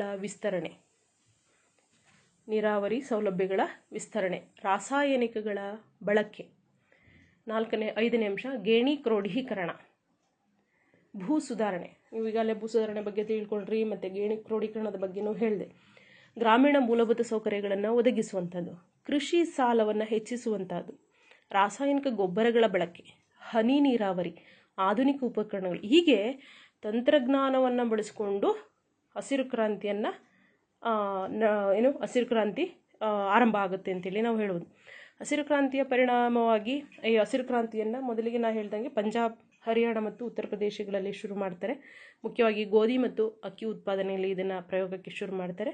ಇನ್ನು ಹಸಿರು ಕ್ರಾಂತಿಯ ಜನಕ ಅಥವಾ ಪಿತಾಮಹ ಅಂತೇಳಿ ನಾವು ಸ್ವಾಮಿನಾಥನ್ ಅವರನ್ನು ನಾವು ಹೇಳ್ತೀವಿ. ಇಲ್ಲಿ ಗಮನಿಸ್ತಾ ಇದ್ದೀರಾ, ಅವರ ಫೋಟೋವನ್ನು ಗಮನಿಸ್ತಾ ಇದ್ದೀರಾ. MS ಸ್ವಾಮಿನಾಥನ್ ಅವರು ಏನಿದ್ದಾರೆ, ಅವರು 1972ರಿಂದ 79ರವರೆಗೆ ಭಾರತೀಯ ಕೃಷಿ ಸಂಶೋಧನಾ ಕೌನ್ಸಿಲ್ನ ಡೈರೆಕ್ಟರ್ ಆಗಿದ್ದರು.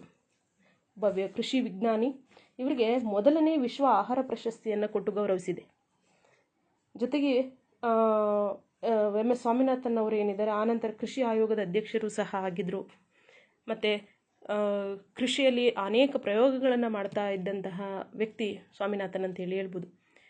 ಇಂತಹ ವ್ಯಕ್ತಿಯ ಒಂದು ಪರಿಶ್ರಮದ ಫಲವಾಗಿ ಹಸಿರು ಕ್ರಾಂತಿ ಅಭೂತಪೂರ್ವವಾದ ಯಶಸ್ಸನ್ನು ಪಡೆಯುತ್ತೆ 60 ಮತ್ತು 70ರ ದಶಕದಲ್ಲಿ. ಇದರ ಪರಿಣಾಮವಾಗಿ ಭಾರತ ಆಹಾರ ಉತ್ಪಾದನೆಯಲ್ಲಿ ಸ್ವಾವಲಂಬನೆಯನ್ನು ಸಾಧಿಸುತ್ತೆ. ತಂತ್ರಜ್ಞಾನವನ್ನು ಅಳವಡಿಸಿಕೊಂಡಿದ್ದರಿಂದ ಕೃಷಿ ಕ್ಷೇತ್ರವೂ ಸಹ ವಿಸ್ತರಣೆ ಆಗುತ್ತೆ. ಅದುವರೆಗೂ ಸಾಂಪ್ರದಾಯಿಕವಾಗಿ ಕೃಷಿಯನ್ನು ಮಾಡ್ತಾ ಇದ್ದಂತಹ ಜನ ಮಾರುಕಟ್ಟೆ ಆಧಾರಿತ ಬೆಳೆಗಳನ್ನು ಬೆಳೆಯೋದಕ್ಕೆ ಆರಂಭಿಸ್ತಾರೆ. ನಾವೇನು ಕೇವಲ ಅಕ್ಕಿ, ರಾಗಿ ಇದ್ರ ಕಡೆಗೆ ಗಮನ ಹರಿಸ್ತಾ ಇದ್ವಿ. ಇಲ್ಲಿ ವಾಣಿಜ್ಯ ಬೆಳೆಗಳು, ಉದಾಹರಣೆಗೆ ಜೋಳ, ಹತ್ತಿ, ರೇಷ್ಮೆ, ಈ ಥರದನ್ನು ವಾಣಿಜ್ಯದ ದೃಷ್ಟಿಯಿಂದ ಇಲ್ಲಿ ಬೆಳೀಲಿಕ್ಕೆ ಶುರು ಮಾಡ್ತಾರೆ. ಹಾಗಾಗಿ ಹಸಿರು ಕ್ರಾಂತಿ ಅನ್ನುವಂಥದ್ದು ಭಾರತದ ಕೃಷಿ ಮತ್ತು ಭಾರತದ ಅಭಿವೃದ್ಧಿಯ ದಿಕ್ಕನ್ನು ಬದಲಿಸ್ತು ಅಂತೇಳಿ ಹೇಳಿದ್ರು ಸಹ ತಪ್ಪಾಗಲಾರದು. ಜೊತೆಗೆ ನೀವು ಹಸಿರು ಕ್ರಾಂತಿಯ ಜೊತೆಗೆ ನೀವು ಬಿಳಿ ಕ್ರಾಂತಿಯನ್ನು, ವೈಟ್ ರೆವಲ್ಯೂಷನ್ ಇರ್ಬೋದು, ಅಂದರೆ ಹಾಲಿನ ಉತ್ಪಾದನೆಯಲ್ಲಿ ಕೆಂಪು ಕ್ರಾಂತಿಯನ್ನು ಗಮನಿಸ್ಬೋದು. ಇದರ ಜೊತೆಗೇ ಬಂದಂಥವು ಕೆಂಪು ಕ್ರಾಂತಿ ಮಾಂಸದ ಉತ್ಪಾದನೆಯಲ್ಲಿ ಇರ್ಬೋದು, ಬೂದು ಕ್ರಾಂತಿ ಮತ್ತು ನೀಲಿ ಕ್ರಾಂತಿ, ಇದು ಮೀನು ಉತ್ಪಾದನೆಯಲ್ಲಿ ಆದಂಥ ಬದಲಾವಣೆಗಳು. ಹೀಗೆ ಹಲವಾರು ಕ್ರಾಂತಿಗಳು ಬೇರೆ ಬೇರೆ ಕೃಷಿಗೆ ಸಂಬಂಧಪಟ್ಟಂತಹ ಬೇರೆ ಬೇರೆ ಉತ್ಪನ್ನಗಳ ಹೆಚ್ಚಳದಲ್ಲೂ ಸಹ ಗಮನಾರ್ಹ ಬದಲಾವಣೆಗಳಾಗಿದ್ದನ್ನು ನಾವು ಈ ದಶಕಗಳಲ್ಲಿ ಗಮನಿಸ್ಬೋದು. ಇನ್ನು ಮೂರನೆಯ ಒಂದು ಅಭಿವೃದ್ಧಿ ಕಾರ್ಯಕ್ರಮ ಅಂದರೆ ಪಂಚಾಯತ್ ರಾಜ್ ವ್ಯವಸ್ಥೆ. ಸೊ ಪಂಚಾಯತ್ ರಾಜ್ ವ್ಯವಸ್ಥೆ ಏನಿದೆ, ಪ್ರಜಾಪ್ರಭುತ್ವದ ಮೂಲ ಘಟಕವೇ ಪ್ರತಿ ಸಾಮಾನ್ಯನೂ ಸಹ ರಾಜಕೀಯವಾಗಿ ಕ್ರಿಯಾಶೀಲನಾಗಿರುವುದು. ಪ್ರಜಾಪ್ರಭುತ್ವದ ಯಶಸ್ಸಿರುವಂತಹದ್ದು ರಾಜಕೀಯವಾಗಿ ಜನಸಾಮಾನ್ಯರೂ ಸಹ ಅಧಿಕಾರವನ್ನು ಚಲಾಯಿಸುವಂತಾಗುವಂಥದ್ದು. ಪಂಚಾಯತ್ ರಾಜ್ ವ್ಯವಸ್ಥೆ ಅಂತ ಅಂದಾಗ ಅಧಿಕಾರದ ವಿಕೇಂದ್ರೀಕರಣ ಅಂತೇಳಿ, ಡಿಸೆಂಟ್ರಲೈಸೇಷನ್ ಅಂತೇಳಿ ಕರೀತಾರೆ. ಪ್ರಜಾಪ್ರಭುತ್ವದ ಮೂಲ ಘಟಕವಾಗಿ ರಾಜಕೀಯದಲ್ಲಿ ಕ್ರಿಯಾಶೀಲವಾಗಿ ಭಾಗವಹಿಸಲು ಅಧಿಕಾರದ ವಿಕೇಂದ್ರೀಕರಣದ ವ್ಯವಸ್ಥೆಯೇ ಪಂಚಾಯತ್ ರಾಜ್ ವ್ಯವಸ್ಥೆ ಅಂತೇಳಿ ಕರಿಬೋದು. 1959ರ ಅಕ್ಟೋಬರ್ 2ರಂದು ರಾಜಸ್ಥಾನದ ನಾಗೂರ್ ಜಿಲ್ಲೆಯಲ್ಲಿ ಪಂಚಾಯತ್ ರಾಜ್ ವ್ಯವಸ್ಥೆಯನ್ನು ಮೊದಲಿಗೆ ಜಾರಿಗೆ ತರುತ್ತಾರೆ. ಆನಂತರ 1959ರ ನವೆಂಬರ್ನಲ್ಲಿ ಆಂಧ್ರದಲ್ಲೂ ಸಹ ಈ ಪಂಚಾಯತ್ ರಾಜ್ ವ್ಯವಸ್ಥೆಯನ್ನು ಜಾರಿಗೆ ತರ್ತಾರೆ. ನೋಡಿ ಇಲ್ಲಿ 1959ರಲ್ಲಿ ರಾಜಸ್ಥಾನ ಮತ್ತು ಆಂಧ್ರ ಪ್ರದೇಶಗಳಲ್ಲಿ ಮೊದಲಿಗೆ ಪಂಚಾಯತ್ ರಾಜ್ ವ್ಯವಸ್ಥೆಯನ್ನು ಜಾರಿಗೆ ತಂದಂಥದ್ದು. ಸೊ ಮುಖ್ಯವಾಗಿ ಪಂಚಾಯತ್ ರಾಜ್ ವ್ಯವಸ್ಥೆ ಏನು ಜಾರಿಗೆ ಬಂದದ್ದು ಬಲವಂತರಾಯ್ ಮೆಹ್ತಾ ಸಮಿತಿಯನ್ನು ವರದಿಯನ್ನು ಆಧರಿಸಿ ಅಂತೇಳಿ ನಾವು ಗಮನಿಸ್ಬೋದು. ಆನಂತರ 1992ರಲ್ಲಿ ಸಂವಿಧಾನದ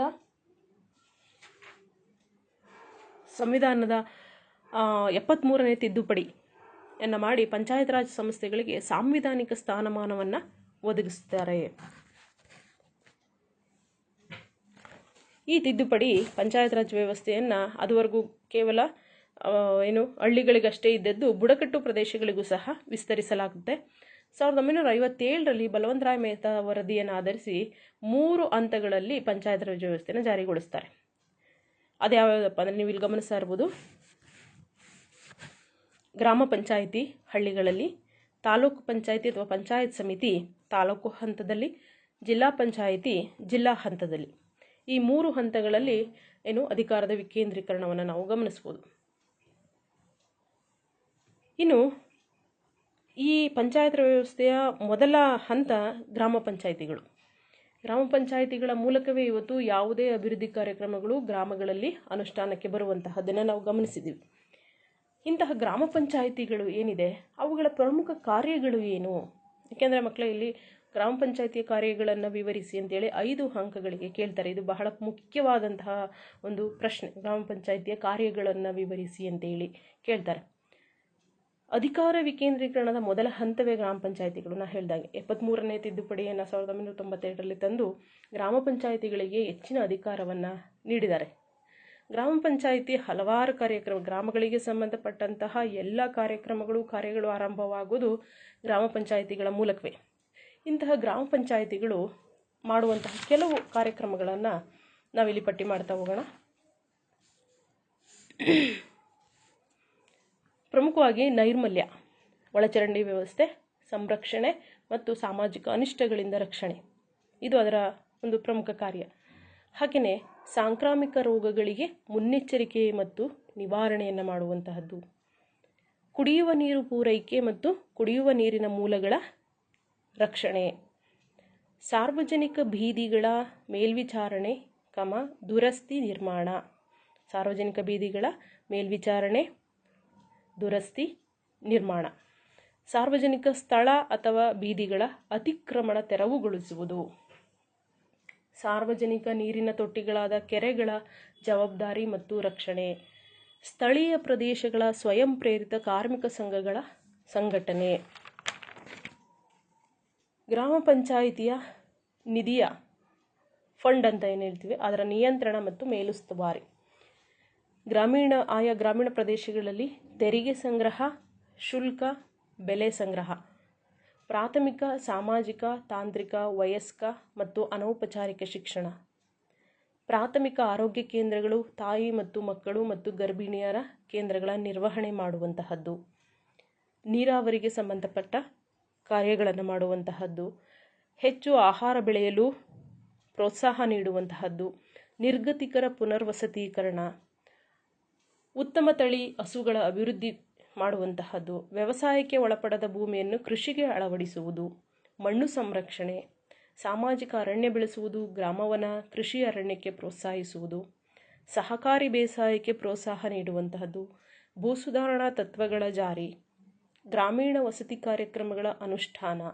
ಗ್ರಾಮೀಣ ವಿದ್ಯುತ್ ಪೂರೈಕೆ, ಮಹಿಳಾ ಮತ್ತು ಮಕ್ಕಳ ಅಭಿವೃದ್ಧಿ, ಬೀದಿ ದೀಪಗಳ ನಿರ್ವಹಣೆ ಮಾಡುವಂತಹದ್ದು, ಬೀದಿ ಬದಿ ಗಿಡಗಳನ್ನು ನೆಡುವುದು ಮತ್ತು ನಿರ್ವಹಣೆ ಮಾಡುವಂತಹದ್ದು, ಬಾವಿ ಕೆರೆಗಳ ಅಂದರೆ ಮುಖ್ಯ ಜಲಮೂಲಗಳ ಸಂರಕ್ಷಣೆ ಮಾಡುವಂತಹದ್ದು, ಮಾರುಕಟ್ಟೆಗಳ ನಿವಾರಣೆ, ಗ್ರಾಮೀಣ ಮಾರುಕಟ್ಟೆಗಳ ನಿರ್ವಹಣೆ ಮತ್ತು ನಿಯಂತ್ರಣ, ಗ್ರಾಮದಲ್ಲಿ ಖಾದಿ, ಕರಕುಶಲ, ಗುಡಿ ಕೈಗಾರಿಕೆಗಳಿಗೆ ಪ್ರೋತ್ಸಾಹ ನೀಡುವಂತಹದ್ದು, ಬೀದಿ ನಾಯಿಗಳಿಗೆ ಚುಚ್ಚುಮದ್ದು ಹಾಕಿಸುವುದು, ಛತ್ರ, ಸಮುದಾಯ ಭವನಗಳು, ಧರ್ಮಶಾಲೆ, ವಿಶ್ರಾಂತಿ ಗೃಹ, ದನದ ದೊಡ್ಡಿಗಳ ನಿರ್ವಹಣೆ, ಗ್ರಂಥಾಲಯಗಳ ನಿರ್ವಹಣೆ, ಡೈರಿ ಮತ್ತು ಕೋಳಿ ಸಾಕಾಣಿಕೆ, ಮೀನುಗಾರಿಕೆಗೆ ಪ್ರೋತ್ಸಾಹ ನೀಡುವುದು, ವಿಕಲಾಂಗರು ಮತ್ತು ಮಾನಸಿಕ ಅಸ್ವಸ್ಥರ ಸಾಮಾಜಿಕ ಕಲ್ಯಾಣ, ಸಾಮಾಜಿಕ ಮತ್ತು ಶೈಕ್ಷಣಿಕವಾಗಿ ಹಿಂದುಳಿದ ವರ್ಗಗಳ ಕಲ್ಯಾಣ, ಸಾರ್ವಜನಿಕ ಆಸ್ತಿ ನಿರ್ವಹಣೆ.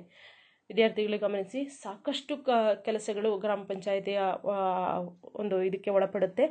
ಇವೆಲ್ಲವನ್ನು ಸಹ ನೀವು ನಿಮ್ಮ ಹಳ್ಳಿಗಳಲ್ಲಿ ಗಮನಿಸಿರ್ಬೋದು. ಇವಿಷ್ಟು ಗ್ರಾಮ ಪಂಚಾಯಿತಿಯ ಕೆಲವು ಪ್ರಮುಖ ಕಾರ್ಯಕ್ರಮಗಳು. ಜೊತೆಗೆ ಗ್ರಾಮ ಸಭೆಗಳನ್ನು ನಡೆಸುವಂತಹದ್ದು ಮತ್ತು ಯೋಜನೆಗಳನ್ನು ಸಿದ್ಧಪಡಿಸುವಂತಹದ್ದು, ಸರ್ಕಾರದ ಏನು ಫಂಡ್ ಅನುದಾನಗಳು ಬರುತ್ತೆ ಅದನ್ನು ಸಮಾನವಾಗಿ ಯಾವ್ಯಾವ ಕಾರ್ಯಕ್ಕೆ ಹಂಚಬೇಕು ಅದನ್ನೆಲ್ಲವೂ ಸಹ ಗ್ರಾಮ ಪಂಚಾಯಿತಿಗಳೇ ನೋಡ್ಕೊಳ್ಳುವಂತಹದ್ದು.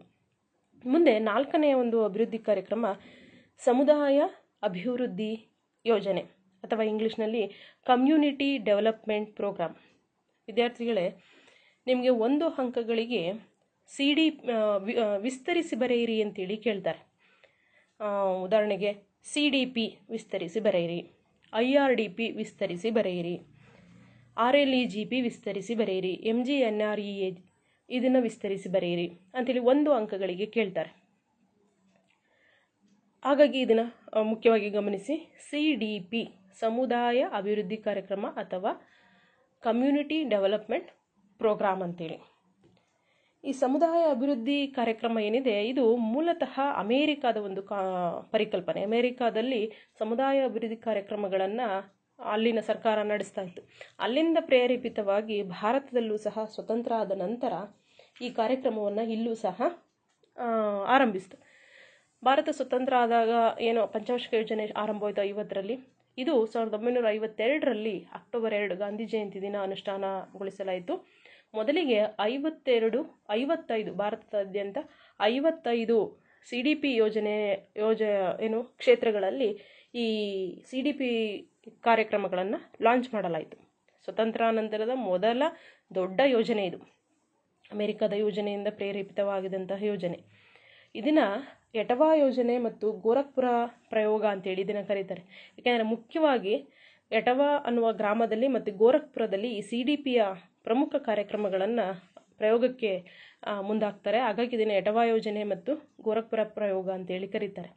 ಈ CDP ಏನಿದೆ, ಸಮುದಾಯ ಅಭಿವೃದ್ಧಿ ಯೋಜನೆ ಅಥವಾ ಕಾರ್ಯಕ್ರಮ ಏನಿದೆ, ಯೋಜನಾ ಆಯೋಗ ಹೇಳುತ್ತೆ ಗ್ರಾಮೀಣ ಜನರ ಜೀವನದಲ್ಲಿ, ಸಾಮಾಜಿಕ ಮತ್ತು ಆರ್ಥಿಕ ಜೀವನದಲ್ಲಿ, ಅಂದರೆ ಅವರ ಸೋಷಿಯಲ್ ಮತ್ತು ಎಕನಾಮಿಕ್ ಲೈಫ್ ಏನಿದೆ, ಆಮೂಲಾಗ್ರ ಬದಲಾವಣೆಯನ್ನು ತರಲು ಜನರೇ ಸ್ವಯಂ ಭಾಗವಹಿಸುವಂತೆ ಮಾಡುವ ಮೂಲಕ ಅಭಿವೃದ್ಧಿ ಸಾಧಿಸುವುದು. ಗ್ರಾಮೀಣ ಜನರ ಜೀವನ ಅಂದರೆ ಸಾಮಾಜಿಕ ಆರ್ಥಿಕ ಜೀವನದಲ್ಲಿ ಆಮೂಲಾಗ್ರ ಬದಲಾವಣೆಯನ್ನು ತರಲು ಜನರೇ ಸ್ವಯಂ ಭಾಗವಹಿಸುವಂತೆ ಮಾಡುವ ಒಂದು ಯೋಜನೆ ಅಂತೇಳಿ ಯೋಜನಾ ಆಯೋಗ ಹೇಳುತ್ತೆ, ಪ್ಲಾನಿಂಗ್ ಕಮಿಷನ್ ಹೇಳುತ್ತೆ. ಇದರ ಮುಖ್ಯ ಉದ್ದೇಶ ಏನಪ್ಪ ಆಗಿತ್ತು ಅಂದರೆ ಕೃಷಿ ಉತ್ಪಾದನೆಯನ್ನು ಹೆಚ್ಚಿಸುವುದು. ಅದರ ಉದ್ದೇಶವೇ ಅದು. ಹಾಗೆಯೇ ನಿರುದ್ಯೋಗ ನಿವಾರಣೆ, ಸಾರಿಗೆ ಸಂವಹನ ಕ್ಷೇತ್ರದ ಬೆಳವಣಿಗೆ ಅಂದರೆ ಕಚ್ಚಾ ರಸ್ತೆಗಳ ನಿರ್ಮಾಣ, ಪ್ರಾಥಮಿಕ ಶಿಕ್ಷಣ ಮತ್ತು ಆರೋಗ್ಯ ಸುಧಾರಣೆ, ಕಡಿಮೆ ವೆಚ್ಚದಲ್ಲಿ ಗುಣಮಟ್ಟದ ವಸತಿ ನಿರ್ಮಾಣ, ಗ್ರಾಮೀಣ ಕೈಗಾರಿಕೆಗಳಿಗೆ ಪ್ರೋತ್ಸಾಹ, ಗ್ರಾಮೀಣ ಜನರೇ ಅಭಿವೃದ್ಧಿ ಕಾರ್ಯಗಳಲ್ಲಿ ನೇರವಾಗಿ ಭಾಗವಹಿಸುವುದು, ಸ್ಥಳೀಯ ಮಾನವ ಸಂಪನ್ಮೂಲಗಳು ಮತ್ತು ನಿಸರ್ಗ ಸಂಪನ್ಮೂಲಗಳ ಸದ್ಬಳಕೆ. ಇದು ಆ ಯೋಜನೆಯ ಪ್ರಮುಖ ಉದ್ದೇಶ ಆಗಿತ್ತು. ಈ ಸಮುದಾಯ ಅಭಿವೃದ್ಧಿ ಯೋಜನೆಯ ಒಂದು ಮೇನ್ ಗುರಿ ಏನಂದರೆ, ಮುಖ್ಯ ಗುರಿ ಏನಪ್ಪ ಅಂದರೆ ಗ್ರಾಮೀಣ ಪ್ರದೇಶಗಳ ಜನರಿಗೆ ಅಲ್ಲಿನ ಸಂಪನ್ಮೂಲಗಳನ್ನು ಬಳಸಿಕೊಂಡು ಉದ್ಯೋಗಾವಕಾಶಗಳನ್ನು ಕಲ್ಪಿಸೋದು.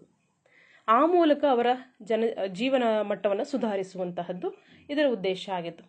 ಸಮುದಾಯ ಅಭಿವೃದ್ಧಿ ಯೋಜನೆ ಆನಂತರ 3 ಪ್ರಮುಖ ಹಂತಗಳಲ್ಲಿ ನಡೆಯುತ್ತೆ. 1 ರಾಷ್ಟ್ರೀಯ ವಿಸ್ತರಣಾ ಯೋಜನೆ, 2ನೇದು ವಿಶೇಷ ಸಮುದಾಯ ಅಭಿವೃದ್ಧಿ ಯೋಜನೆ, 3ನೇದು ಪೋಸ್ಟ್ ಇಂಟೆನ್ಸಿವ್ ಡೆವಲಪ್ಮೆಂಟ್ ಫೇಸ್ ಅಂತೇಳಿ, ಆ ನಂತರದ ಅಭಿವೃದ್ಧಿ ಕಾರ್ಯಕ್ರಮಗಳು ಅಂತೇಳಿ. ಇದು ಭಾರತದ ಮೊದಲ ಬಹುದೊಡ್ಡ ಯೋಜನೆ ಅಂತೇಳಿ ಹೇಳ್ಬೋದು. ಆದರೆ ಈ ಯೋಜನೆಯಲ್ಲೂ ಸಹ ಕೆಲವು ಲೋಪದೋಷಗಳಿತ್ತು. ಆ ಲೋಪದೋಷಗಳನ್ನು ಸರಿಪಡಿಸಬೇಕು ಅಂತೇಳಿ ಮುಂದಿನ ಒಂದು ಯೋಜನೆಯನ್ನು ತರುತ್ತೆ, ಸಮಗ್ರ ಗ್ರಾಮೀಣ ಅಭಿವೃದ್ಧಿ ಯೋಜನೆ. 5ನೆಯ ಒಂದು ಕಾರ್ಯಕ್ರಮ ಸಮಗ್ರ ಗ್ರಾಮೀಣ ಅಭಿವೃದ್ಧಿ IRDP, integrated rural development programme ಅಂತೇಳಿ. ಈ ಯೋಜನೆಯನ್ನು 1978ರಲ್ಲಿ ಘೋಷಣೆಯನ್ನು ಮಾಡಿ 1980ರಲ್ಲಿ ಅನುಷ್ಠಾನಗೊಳಿಸಲಾಗುತ್ತೆ. ಇದರ ಮುಖ್ಯ ಉದ್ದೇಶ ಏನಪ್ಪ ಅಂದರೆ ಗ್ರಾಮೀಣ ಕಡುಬಡತನದ ಜನರಿಗೆ ಉದ್ಯೋಗಾವಕಾಶಗಳನ್ನು ಒದಗಿಸೋದು. ಕಡುಬಡತನದ ಗ್ರಾಮೀಣ ಜನರಿಗೆ ಉದ್ಯೋಗಾವಕಾಶಗಳನ್ನು ಒದಗಿಸೋದು ಇದರ ಮುಖ್ಯ ಉದ್ದೇಶ ಆಗಿತ್ತು. ಕಡುಬಡತನದ ಜನರನ್ನು ಗುರುತಿಸೋದು, ಅವರ ಜೀವನ ಮಟ್ಟವನ್ನು ಸುಧಾರಿಸೋದಕ್ಕೆ ಬೇಕಾದಂತಹ ಉದ್ಯೋಗಗಳನ್ನು ಕೈಗೊಳ್ಳೋದಕ್ಕೆ ಕೌಶಲ್ಯ ವೃದ್ಧಿ, ಸ್ಕಿಲ್ ಡೆವಲಪ್ಮೆಂಟ್ ಮತ್ತು ಟ್ರೈನಿಂಗನ್ನು ಕೊಡುವಂಥದ್ದು, ತರಬೇತಿಯನ್ನು ಕೊಡುವಂತಹದ್ದು ಇದರ ಮುಖ್ಯ ಉದ್ದೇಶ ಆಗಿತ್ತು.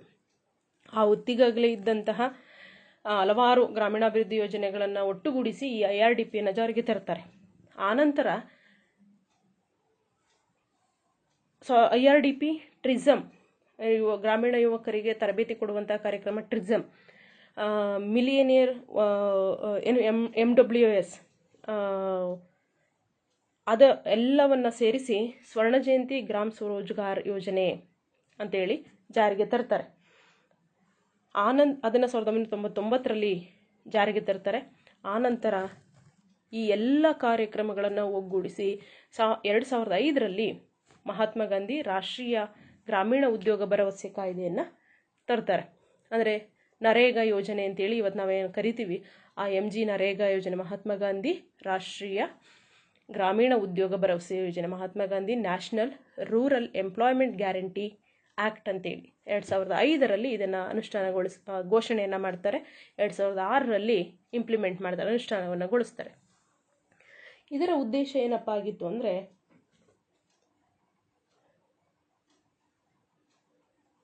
ಈ ಒಂದು ಮಹಾತ್ಮ ಗಾಂಧಿ ರಾಷ್ಟ್ರೀಯ ಉದ್ಯೋಗ ಭರವಸೆ ಯೋಜನೆ ಏನಿದೆ ಇದನ್ನು 1991ರಲ್ಲೇ PV ನರಸಿಂಹರಾವ್ ಅವರು ಇದನ್ನು ಪ್ರಸ್ತಾಪ ಮಾಡಿರ್ತಾರೆ. ಆಮೇಲೆ ಅದನ್ನು ಸ್ವರ್ಣ ಜಯಂತಿ ಗ್ರಾಮ ಸ್ವರೋಜ್ಗಾರ್ ಯೋಜನೆ ಬರುತ್ತೆ. ಆನಂತರ ಇದನ್ನು ಸಾಕಷ್ಟು ಬದಲಾವಣೆಯನ್ನು ಮಾಡಿ 2005ರಲ್ಲಿ ನರೇಗಾ ಯೋಜನೆಯನ್ನು ತರ್ತಾರೆ. ಈ ನರೇಗಾ ಯೋಜನೆಯ ಮುಖ್ಯ ಉದ್ದೇಶ ಏನಪ್ಪ ಅಂದರೆ ಗ್ರಾಮೀಣ ಜನರಿಗೆ ಉತ್ತಮ ಜೀವನ ಮಟ್ಟ ಕಲ್ಪಿಸೋದು ಮತ್ತು ಭದ್ರತೆ ಒದಗಿಸೋದು. ಅದಕ್ಕೆ ಏನು ಮಾಡಬೇಕು, ಉದ್ಯೋಗಗಳನ್ನು ಕೊಡಬೇಕು ಅಂದರೆ ಆ ಉದ್ಯೋಗಕ್ಕೆ ಗ್ಯಾರಂಟಿ ಕೊಡಬೇಕು. ಅದಕ್ಕಾಗಿ 100 ದಿನಗಳ ಕೂಲಿ ನೀಡುವ ಉದ್ಯೋಗಗಳನ್ನು ಒದಗಿಸೋದಕ್ಕೆ ಮುಂದಾಗುತ್ತೆ. ಅಶ್ಯೂರ್ ಕೊಡುವಂಥದ್ದು, ಉದ್ಯೋಗ ಭರವಸೆಯನ್ನು ಕೊಡುವಂಥದ್ದು. ಜೊತೆಗೆ ಗ್ರಾಮೀಣ ಪ್ರದೇಶಗಳಲ್ಲಿ ರಸ್ತೆ ನಿರ್ಮಾಣ, ಕಾಲುವೆ ನಿರ್ಮಾಣ, ಹೊಂಡಗಳ ನಿರ್ಮಾಣ, ಬಾವಿ ನಿರ್ಮಾಣವೂ ಸಹ ಇದರ ಮುಖ್ಯ ಉದ್ದೇಶ. ಯಾಕೆಂದರೆ 100 ದಿನಗಳ ಕೂಲಿ ಸಹಿತ ಉದ್ಯೋಗಗಳನ್ನು ಒದಗಿಸ್ಬೇಕಂದ್ರೆ ಉದ್ಯೋಗಗಳನ್ನು ಸೃಷ್ಟಿ ಮಾಡಬೇಕಾಗತ್ತೆ. ಆ ಉದ್ಯೋಗಗಳನ್ನು ಹೇಗೆ ಸೃಷ್ಟಿ ಮಾಡೋದು? ಅದೇ ಗ್ರಾಮಗಳಲ್ಲಿ ಅಲ್ಲಿನ ಸಂಪನ್ಮೂಲಗಳನ್ನೇ ಬಳಸಿಕೊಂಡು ಅಲ್ಲಿಯೇ ನಿರ್ಮಾಣ ಕಾಮಗಾರಿಗಳನ್ನು ನಡೆಸುವಂತಹದ್ದು ಇದರ ಮುಖ್ಯ ಉದ್ದೇಶ. ಗ್ರಾಮೀಣ ಪ್ರದೇಶದ 5 ಕಿಲೋಮೀಟರ್ ವ್ಯಾಪ್ತಿಯಲ್ಲಿ ಕನಿಷ್ಠ ಕೂಲಿ ದರವನ್ನು ನಿಗದಿಗೊಳಿಸಲಾಗುತ್ತೆ. ಆ ವ್ಯಾಪ್ತಿಗೆ ಬರೋದು ಅಂದರೆ 5 ಕಿಲೋಮೀಟರ್ ವ್ಯಾಪ್ತಿ ಒಳಗಡೆ ಕನಿಷ್ಠ ಕೂಲಿಯನ್ನು ನಿಗದಿಪಡಿಸಿ 100 ದಿನಗಳ ಒಂದು ಉದ್ಯೋಗವನ್ನು ಕೊಡಬೇಕು. ಒಂದು ವೇಳೆ 15 ದಿನಗಳ ಒಳಗೆ ಜಾಬ್ ಕಾರ್ಡ್ ಅಂತೇಳಿ ನೀವು ಕೇಳಿರಬೇಕು, ಜಾಬ್ ಕಾರ್ಡನ್ನು ಕೊಡ್ತಾರೆ ನರೇಗಾ ಯೋಜನೆ ಅಡಿ. 15 ದಿನದ ಒಳಗಡೆ ಉದ್ಯೋಗ ದೊರಕದಿದ್ದರೆ ನಿರುದ್ಯೋಗ ಭತ್ಯೆಯನ್ನು ಕೊಡಬೇಕು ಅಂತೇಳಿ ಸಹ ಹೇಳುತ್ತೆ. ಈ ಯೋಜನೆಯನ್ನು ಗ್ರಾಮ ಪಂಚಾಯಿತಿಗಳ ಮೂಲಕ ಅನುಷ್ಠಾನಗೊಳಿಸಲಾಗುತ್ತೆ. ಮುಖ್ಯವಾಗಿ ಇದರ ಉದ್ದೇಶಗಳೇನಪ್ಪ ಅಂತಂದರೆ ಗ್ರಾಮೀಣ ಪ್ರದೇಶಗಳಲ್ಲಿ ಉತ್ಪಾದಕ ಆಸ್ತಿ ಸೃಷ್ಟಿಸುವುದು. ಎರಡನೇದು ನಗರದ ಕಡೆಗಿನ ವಲಸೆಯನ್ನು ಕಡಿಮೆಗೊಳಿಸುವಂಥದ್ದು, ಮೈಗ್ರೇಷನ್ ಅಂತ ನಾವೇನು ಕರಿತೀವಿ ಅದನ್ನು ಕಡಿಮೆ ಮಾಡುವಂತಹದ್ದು. ಮಹಿಳಾ ಸಬಲೀಕರಣ ಅದರ ಇನ್ನೊಂದು ಉದ್ದೇಶ. ನೀರಿನ ಸಂರಕ್ಷಣೆ, ಬರಗಾಲ ನಿರ್ವಹಣೆ, ಅರಣ್ಯ ನಾಶವನ್ನು ತಡೆಗಟ್ಟುವಂತಹದ್ದು, ದುಡಿಯುವ ವರ್ಗಗಳ ಸಂರಕ್ಷಣೆ, ಪ್ರವಾಹ ನಿಯಂತ್ರಣ, ಗ್ರಾಮಗಳ ನಡುವೆ ಸಂಪರ್ಕ ಕಲ್ಪಿಸುವುದು ಈ ಯೋಜನೆಯ ಉದ್ದೇಶ. ನೋಡಿ ಇಲ್ಲಿ ಗಮನಿಸ್ತಾ ಇರ್ಬೋದು, MG ನರೇಗಾ ಯೋಜನೆಯ ಚಿತ್ರಗಳನ್ನು ನೀವು ಇಲ್ಲಿ ಗಮನಿಸ್ತಾ ಇದ್ದೀರಾ. ಈ ಯೋಜನೆ ಏನಿದೆ ಇವತ್ತು ಇಡೀ ದೇಶದಾದ್ಯಂತ ಜಾರಿಯಲ್ಲಿರುವಂತಹ ಯೋಜನೆ. ಸಾಕಷ್ಟು ಜನರಿಗೆ ಉದ್ಯೋಗಗಳನ್ನು ಸಹ ಕಲ್ಪಿಸಿರುವಂತಹದ್ದು. ಮತ್ತು ತಾವು ಇರುವಂತಹ ಹಳ್ಳಿಗಳಲ್ಲೇ ಈ ಯೋಜನೆ ಉದ್ಯೋಗಗಳನ್ನು ಕಲ್ಪಿಸುತ್ತೆ. ಜೊತೆಗೆ ಆ ಕೆಲಸಗಳು ಎಂಥವಪ್ಪ ಅಂತ ಅಂದರೆ ಆ ಗ್ರಾಮಗಳನ್ನು ಪುನರ್ ನಿರ್ಮಾಣ ಮಾಡುವಂತಹ ಕೆಲಸಗಳು. ಉದಾಹರಣೆಗೆ ರಸ್ತೆ ನಿರ್ಮಾಣ ಅವರನ್ನೇ ಬಳಸ್ಕೊಳ್ಳುವಂಥದ್ದು, ಹೊಂಡಗಳ ನಿರ್ಮಾಣವನ್ನು ಮಾಡಿ ಜಲ ಸಂರಕ್ಷಣೆ ಮಾಡುವಂತಹದ್ದು, ಮತ್ತು ಕಾಡುಗಳನ್ನು ಬೆಳೆಸುವಂತಹದ್ದು.